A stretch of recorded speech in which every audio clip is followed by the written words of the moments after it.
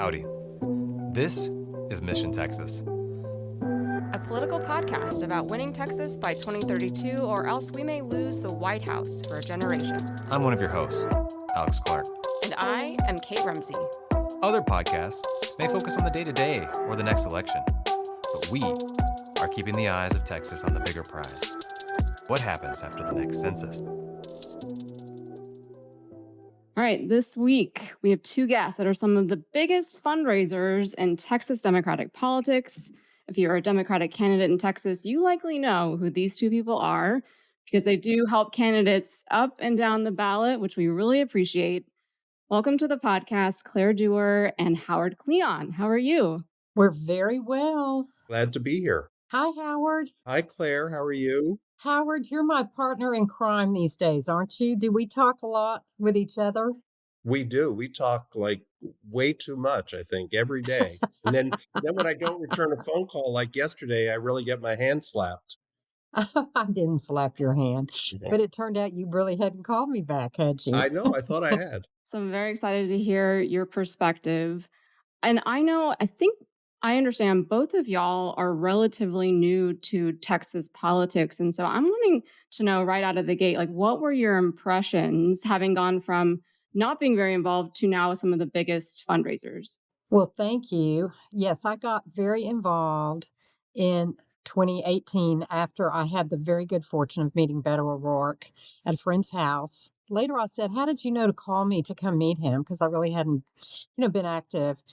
And she said, I just had this sense you might like him. And I shared a pop-up with a woman that became my good friend. I always say I've met 1,000 new friends. And so 2018, after the horror of Donald Trump being elected.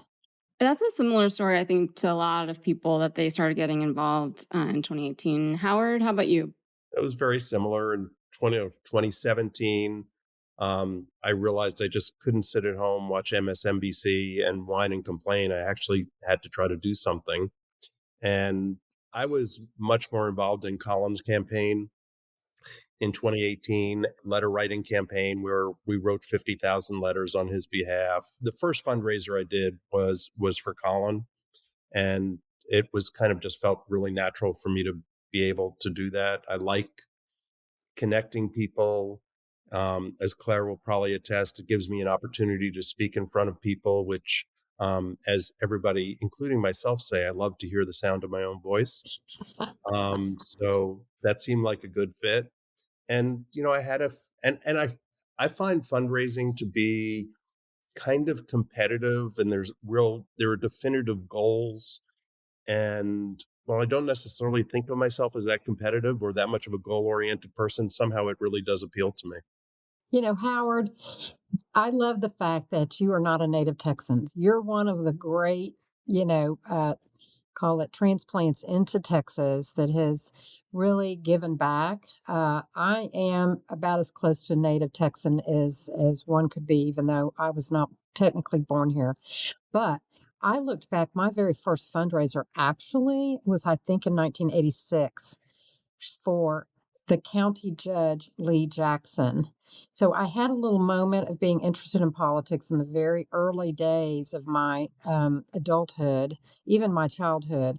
But I have to tell you, it was on the other team. And so when I grew up, I realized I needed to be a Democrat. Well, I can say, I wasn't doing fundraisers then. I do remember having, in 1968, I remember having a little button or badge that said ABJ on it. And I remember my mother asking me, what does ABJ stand for? And it was, I know this is really anti-Texan, it was anybody but Johnson. And no. In 1968, I was delivering flyers for Richard Nixon. And I didn't really understand the differences, but I stayed up late to hear the return. So, I've definitely had an evolution in terms of why I have become, a strong, fairly, tribal Democrat. That's great. And how good to have you both on with a lot more experience, and I guess not just the quantity, but the quality of the experience. You're much more effective at fundraising than me. My fundraising goes back to, young Democrats in college. And I was actually the Texas Young Democrats finance chair when we had the national convention come to San Antonio. And so it was really kind of thrust upon me to fundraise for this big national thing. I guess some of it stuck with me because I ended up doing some fundraising here recently for the Dallas County Young Democrats. We had like the largest ever debate watch party at the local theater. And it was inspiring to see how many people were willing to help put together something innovative. And so what I'm really interested in asking you both about is, are there opportunities for the fundraising world in general to put together some sort of outside the box infrastructure to help Democrats, not just for any particular campaign, but to help the entire ecosystem and moving towards that bigger goal, that 2030 horizon when we're going to get those new seats from all of the new growth coming into the state? I think there is opportunity there.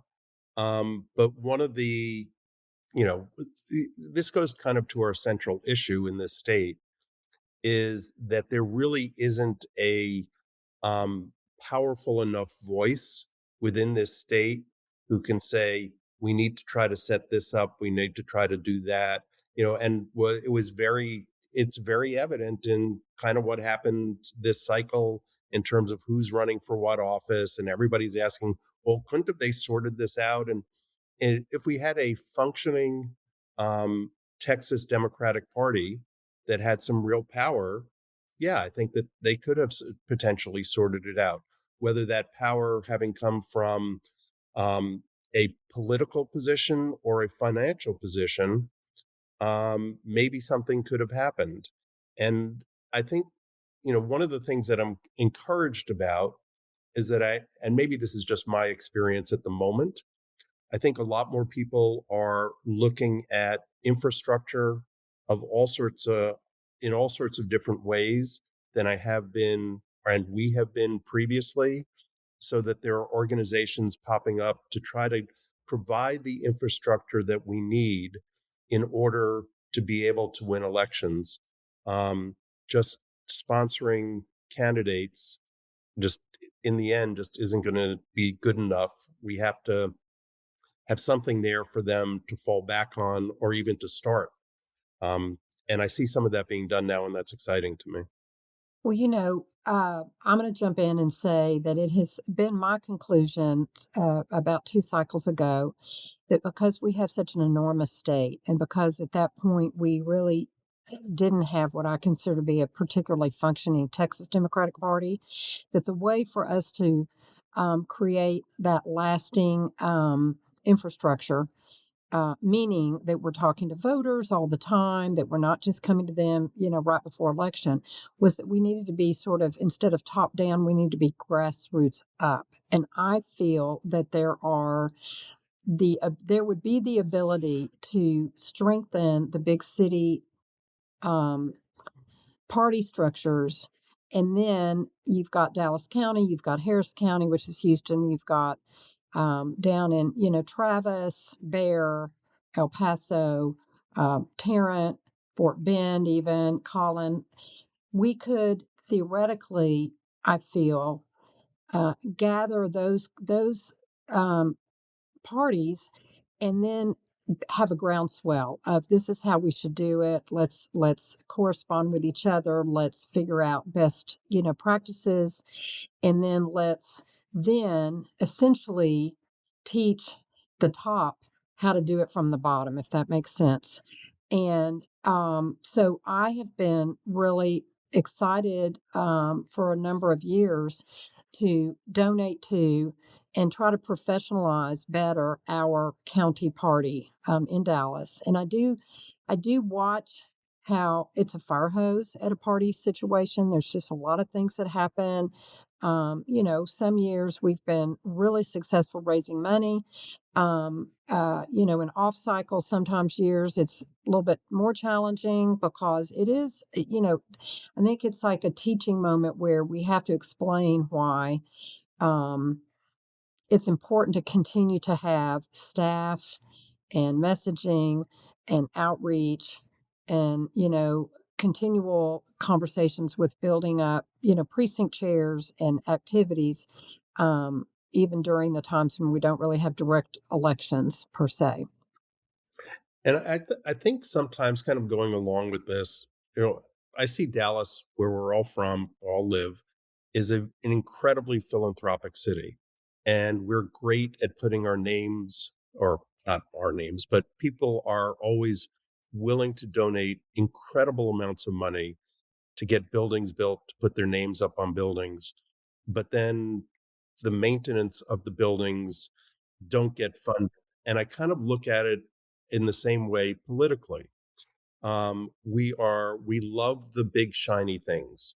The big shiny things are, the statewide elections, and then the smaller elections, and also the infrastructure required, and those are kind of the two things that I'd say is kind of maintenance, particularly the infrastructure. But the smaller elections were like, oh, that isn't quite as exciting for me. I'd really like to be donating to the Senate campaign or to the governor's campaign. But as Claire said, I think we're really going to have to win from the ground up.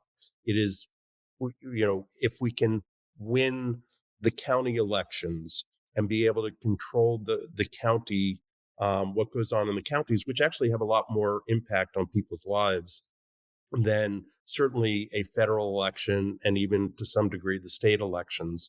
And also providing the infrastructure, like both Claire and I are really involved with Lana Hansen at Blue Action, or as I mentioned before, Christian Bound at Cornerstone.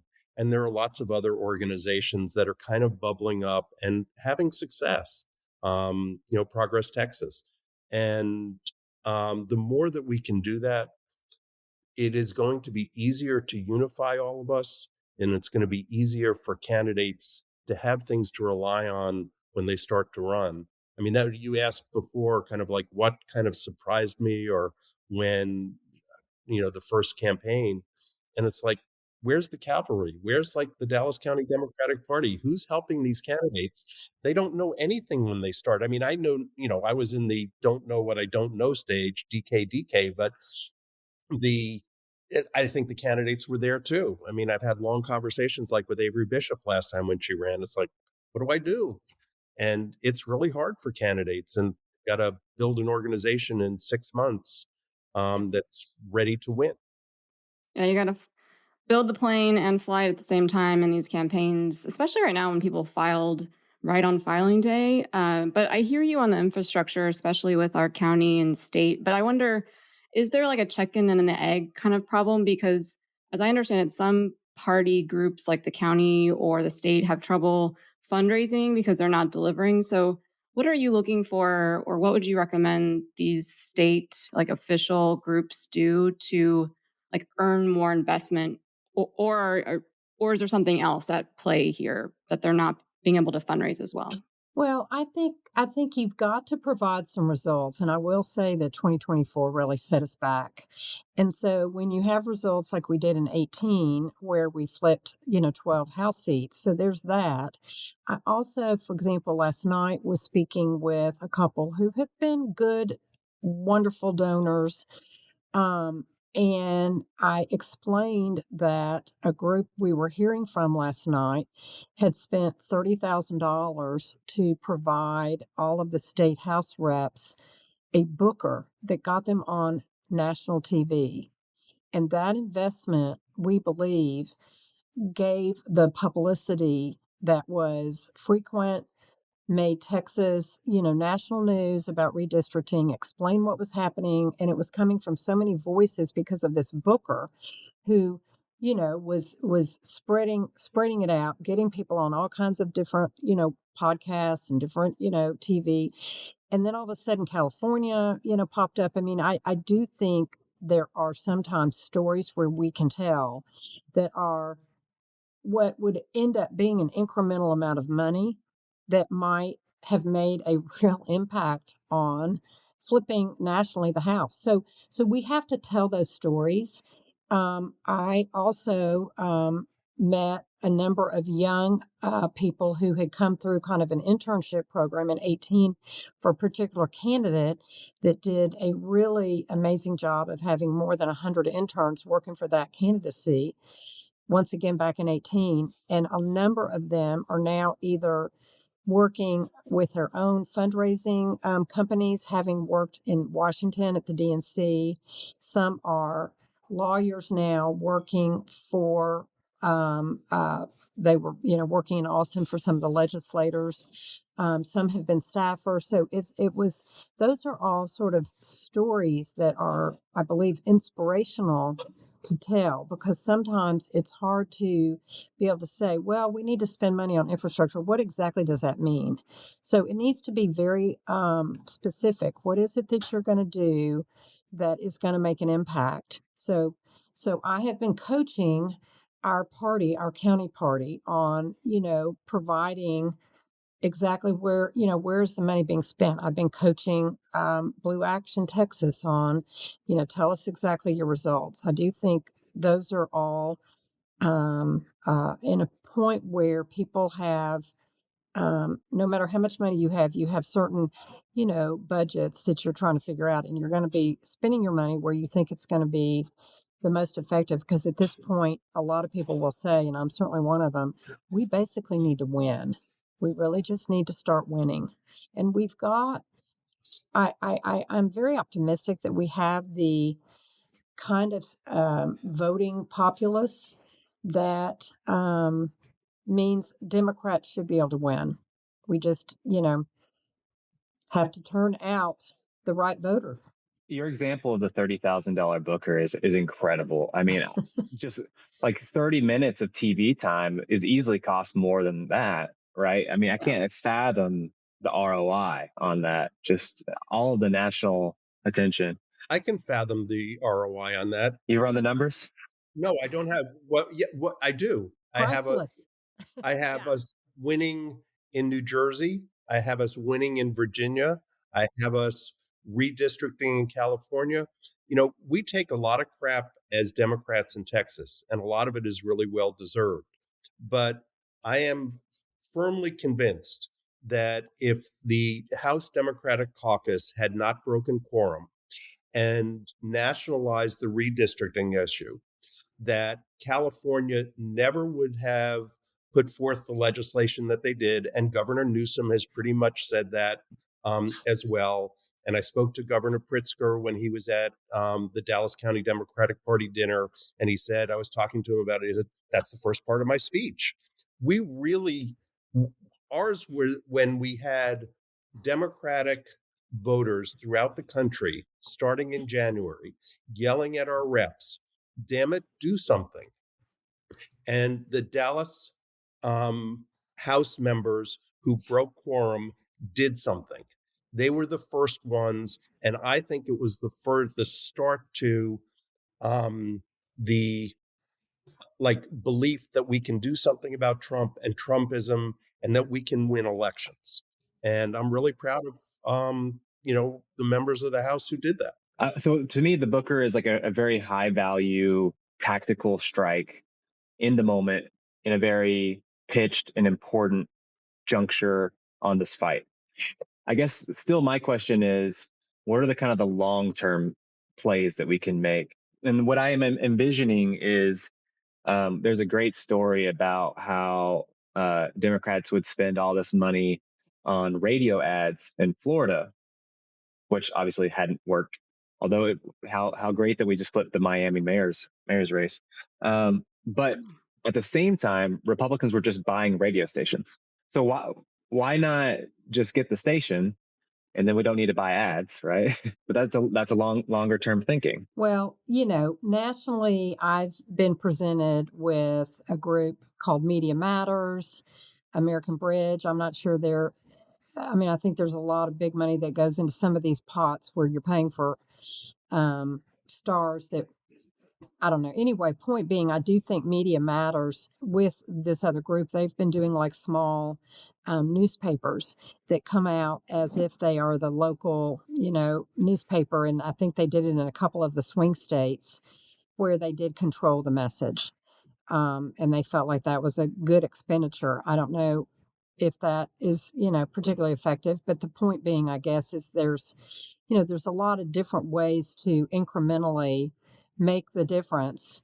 And I think that locally, though, back to just being in Texas, I'm hoping that between having candidates that might have a slightly different edge, as for example, James Tallarico does, where as a seminarian, he can authentically talk to other Christians, um, as sort of a spokesperson from that strata that may be relevant to those that perhaps we've lost to, kind of the fact that I think somehow the Christian um, evangelicals sort of felt that they should be supporting Republicans.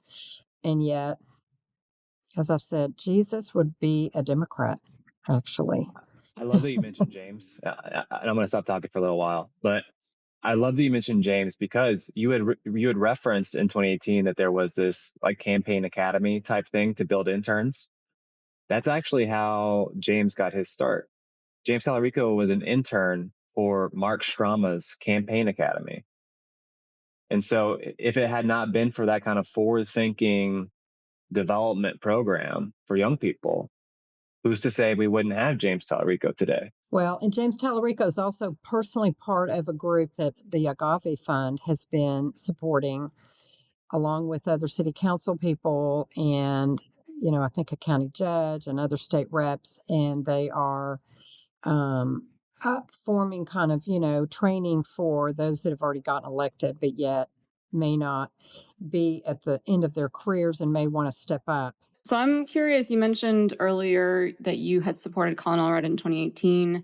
I know you both supported him last cycle, and now we're in primary season. So I had understood that y'all were both early supporters now of James Tallarico, especially given Claire's recent comments that you were just making. So what do you make of what's going on right now with Jasmine and then Colin dropping down to compete with Julie Johnson? Well, I think that James is going to win the primary, and I think that having Jasmine as his competitor is going to make him all that much stronger in the general election.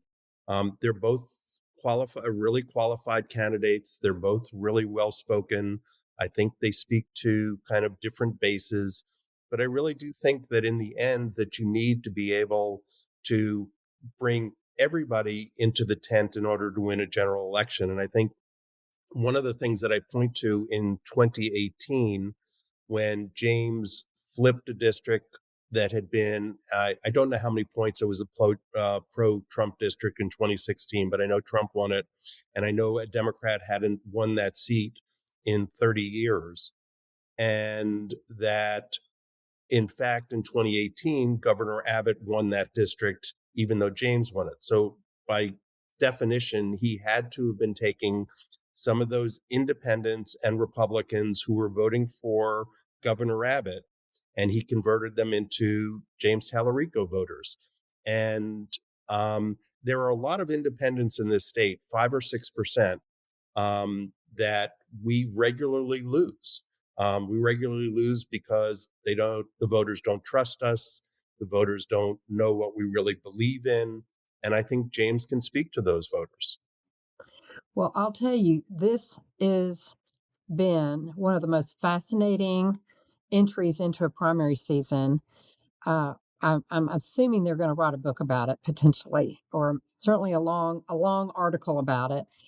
And I know that I was not luckily terribly busy over the last 5 days before filing deadline, because I basically got thrown into doing nothing but trying to, listen and communicate and figure out what everybody was doing. So at the end of the day, and I will say this, at the end of Sunday, when I first heard the rumor, and it was the first time I'd heard it, that Colin Allred was going to drop out and run for Congress, I said, oh my goodness, he's the perfect candidate. After I had recruited others and not been able to field a really, really strong candidate for my congressional district, which is 24. And I thought, wow, he is the perfect candidate to go up against Beth Van Dyne, because when he got elected in 18, Colin Allred, I introduced him to many Republicans that basically had been accustomed to having a 22-year incumbent as their congressman. I said, "Don't you all want to now meet the new congressman?" And many of them did meet him, and many of them have been, supportive. I think the fact that Colin is now running against my good friend Julie Johnson, it's a dilemma, but I am going to be Team Julie Johnson. I think the newly drawn district that she had decided to run and had filed for on Friday really is a perfect district for somebody like her, because it has about 40% of voters in that district that at one time she represented, whether she was a state rep or most recently a congresswoman in 32. And secondly, then it adds a very large group of people that she's going to know personally, that are going to work hard for her from the LGBT community. And they've been so proud of the fact that she was the first openly female LGBT member in Congress. So I'm sad that there is that competition. I will say we got delayed because of the delay of where the maps were, and we had one in the map in El Paso, which was a late news, and then within whatever 10 days we heard from the Supreme Court that we were going to have to use the 25 maps. So I do think that was a particularly unfortunate and unusual situation as to why at the very end things were moving around. And regarding Jasmine Crockett, whether she hasn't been brought into the tent or whether she's choosing not to enter the tent, she is not one that is going to do something with a team approach. She is definitely going to be making her own independent decisions. And so I've had a lot of people say, why is it that all these people are choosing, or why can't the party structure, spread all the candidates around? Well, guess what? That's like saying to your, child, you must do X, and they're going to probably do the other. Anyway, point being, I don't think that as much as there may have been emphasis given towards spreading things around, I think the candidates were all making their own individual decisions whether they're going to be as fruitful as they should be. And while, this was clearly a cluster at the end, I mean, with everything that happened between, Supreme Court, Jasmine's late entry into the race, how that affected all of the districts that people were running for. And I don't necessarily feel as though that we have fielded the best candidates in certain districts, and I would have liked to have had some options. But I'm really proud that whoever helped work on getting a Democrat in every single race in the state. It's the first time, I think it's happened since either 1994 or 1995, I think is so important and is so valuable, because when we, in some of these districts where there are never any Democrats to show up, some people will vote a little, there'll be a presence there, whether it's a big presence or not. Maybe it will change votes, throughout the state by 2%, whatever the number is. But we're never going to win elections in the long run if we don't have candidates running in the short run. And we have to show up. And I think I read somewhere about someone who said, politics is really easy to get involved in. If you just show up, you're doing more than 50% of the population. And so, and I think we're in a lot of rural counties and different places in the state where they don't know that there are even Democrats out there, having somebody run is really important. And I think it's great that that we're doing that this time. Yeah, two things on that. I would say, yes. One, the first is, even as a very young person, it's incredible how fast you can get involved and how high you can climb by just raising your hand. Saying, I'll do it. Absolutely. I'm interested in that. And the second is, yeah, I think running someone in every seat for the first time since the last time we won a statewide election, right? 1994, when it was like Lane Commissioner Gary Morrow was our last hanger on. I think not only is it like a good strategy tactically as a political like turnout machine, but I also think it addresses like a credibility thing. And I've tried to have this conversation with Kendall and others, which is, how can we be taken seriously as a party if we don't even try to become the majority in the legislature? Right? If we're not running a majority, we can't win a majority. And so the fact that we have someone in every single state legislative seat running, I think shows that we're being more serious about the stakes, because it affects real people's lives. And again, I keep trying to get the attention for this podcast to focus on what's really coming down the pike in 2030, because you think it's big and bad now. You think, every story that comes out, you can't keep up with them because it's such a deluge of, this is not normal. This is not normal. This is not normal. This is going to be normal. We're not going to win the White House again if we can't figure it out.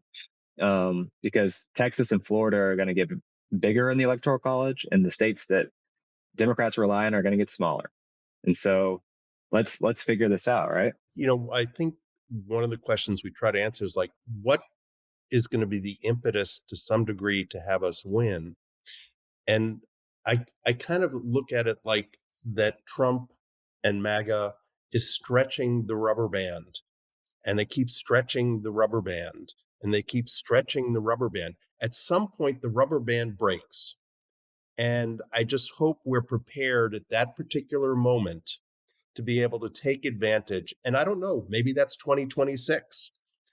Maybe that's the time where all the things that he's doing have been so beyond the norm that the rubber band in this state will finally break and give us an opportunity. And not only that, Howard, Abbott is trying to be mini Trump, Right. as is, the rest of his little cadre.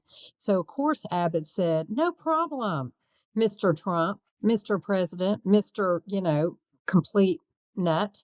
We're gonna redistrict, and I think we're gonna find that is gonna be a huge mistake they made. Look at how Indiana finally, at least recently, said, maybe just yesterday, no, we're not going to redistrict, even though Trump literally was threatening all of them with the fact that they would lose any federal funding into the state, whether he has that. I don't even know that, he makes these threats. He may not even have the capability of doing it. No, I was going to just piggyback off of that, which is that in 2018, we had a big blue wave, maybe as a reaction to Trump and his actions. And so, I also understand a lot of people like yourselves started getting busy and active in that time period. And so I'm wondering, is that going to be an even bigger blue wave as a result of Trump's actions? Like for every action, there's a reaction. And so I guess, what are you hearing from folks like yourselves or folks that you're trying to get to donate to candidates and groups? Like, are you experiencing the same kind of vibes, for lack of the better word, in 2018 that we're hoping to see in 2026? I think there's kind of a dichotomy in that we came out of 2024 in such terrible shape, and everybody felt so burnt and so downcast that, like, right after that, it was like, okay, what are we going to do? And again, all the complaining and angst. Okay, what are our Democratic reps going to do? Certainly, over the last few months, there has been a renewed feeling of optimism, especially buoyed by the results in Virginia and New Jersey, and then the special elections in various places. But I think there's still a cloud kind of hanging over Texas, with a number of the donors that I know who have been working really hard for years, that, oh shit, we lost by 14 points. It's just not winnable. And I think there's some of that overhanging. On the other side, I see many more kind of 40-something folks who are getting involved and taking the places of some of my, the people who have been fighting the battle for a really long time. I have seen an upswell this time in younger people kind of moving into, like, I want to have I like you guys. You want to do more. And, you have a friend, you have friends who are attorneys who are probably in their 40s and they want to do an event for James, and, other people doing events. And I think it's really helpful. And I think it's an imperative for people like Claire and myself to mentor, these younger people who are trying to get involved, mentoring, young donors, like, how do you go about this? What do you want to give to? How do you give? How can you do more? How you can get involved? And I think people find that they can find a meaningful place fairly easily, as we discussed. Alex, as you said, just raise your hand. So you talked about mentoring people like us. Hypothetically, let's say that some upstarts want to create a long-term podcast about the problems coming in 2030. What advice would you give them for how they should go about gathering the kinds of resources they would need hypothetically to pay for an editor, to do promotions, to get better microphones and lighting, those kinds of things? Because these things don't come out of nowhere, and they cost money. What would you say to them? So you can pull up your county. So I know in Dallas County, we have a website, pull up precinct chairs. And I guess, first of all, you need to know the number of your precinct. You need to know what that number is.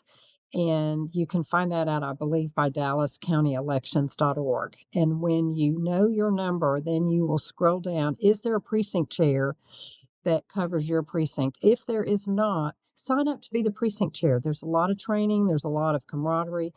If you already have a precinct chair assigned to your precinct, contact that person and tell them that you want to help them, because being a precinct chair is easier and better if there are others within the precinct that will volunteer to help. That's number one.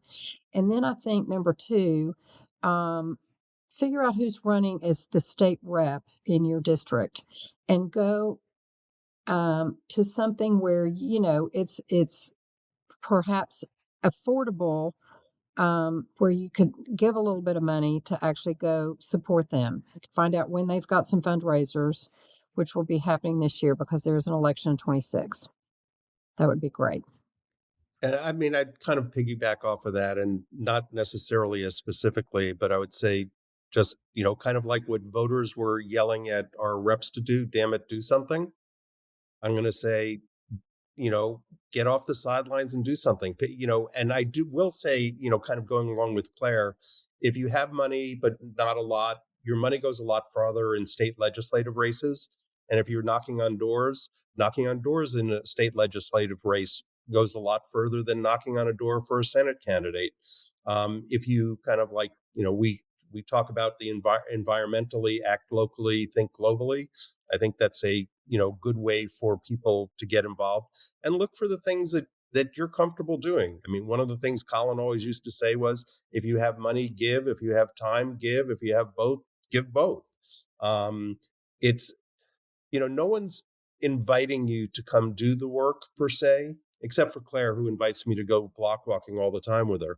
But nobody's really inviting you to get involved. But once you're involved, it's really easy. And there is a real sense of community. As Claire said, she has made 1,000 new friends through this endeavor. And I feel the same way. I'm retired. Honestly, I'd feel lost without having the community that I have and the work that I'm doing. I don't know what I would be doing, and I know I wouldn't be nearly as happy. I could be a lot happier if we were to win elections, because that seems like it would be really fun. I mean, I remember 2018 was really fun when Colin won that election and we won 12 seats in the state house and I think 2 Senate seats. And I'd like to go back to some of that winning. I'm really kind of tired of losing. That'd be great. Well, Yeah. can I also say one thing that I think is considered to be a really good starter entry that I don't believe in particular?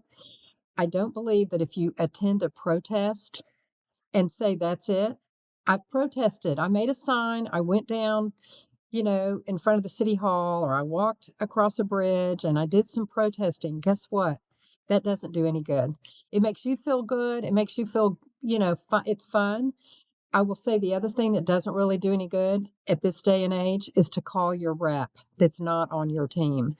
They are not going to change their vote right now. So we could be calling Beth Van Dyne till the cows come home, and it is not going to do one bit of good. So what will do good is finding people that you can communicate with about why it's important for them to vote, why it's important to vote for Democrats, and find, maybe voter registration, maybe find ways to be sure that you're helping campaigns, turn out their voters when they come. But I would say we need to be engaging our voters and getting all of our voters to go vote in the ways that will share their values, which I find that most people, when they get the explanation, the values are really represented by the Democrats.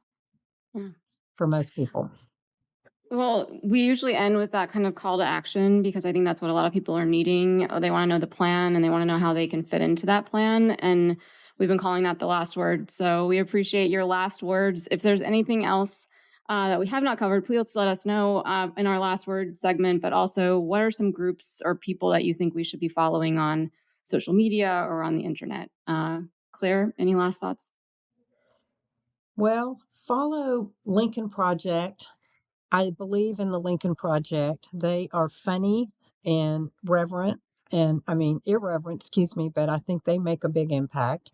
Definitely follow Dallas Democrats, and then find some candidates and just follow them. It is helpful to the candidates to know that they've got a large following. So we've mentioned James Tallarico. I'm going to mention Mark Veazey, and I'm going to mention Julie Johnson. All have some really good, interesting social media.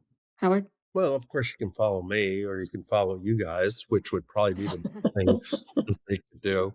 Facebook, Instagram, and TikTok. Like and subscribe. Right? But also, I'll just go back. I'm on Twitter a lot, as my family will say, and I need to get off of it and everything else.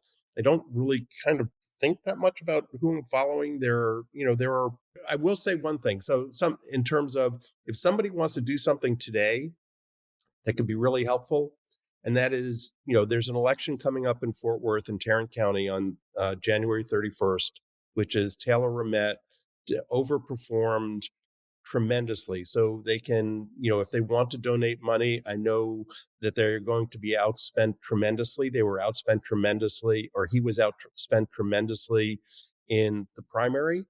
And there are a lot of people who are block walking. If we're going to win this state, we have to win Tarrant County, and Tarrant is winnable. And it would give a huge boost going into 2026 if we were to flip that seat, which I think had been a plus like 16 Republican seat. So if people are looking for something to do, get involved in that campaign at the moment. I would say that is an incredibly good use of their time. All right. Well, that's it for this week. Thank you so much, Claire and Howard. You spent so much time with us, and we very much appreciate you and your time. And I'll sign off by saying, God bless Texas. You can follow us on all socials at Mission Texas Podcast. Email us at missiontexaspodcast@gmail.com. This episode is edited by Juan Jose Flores.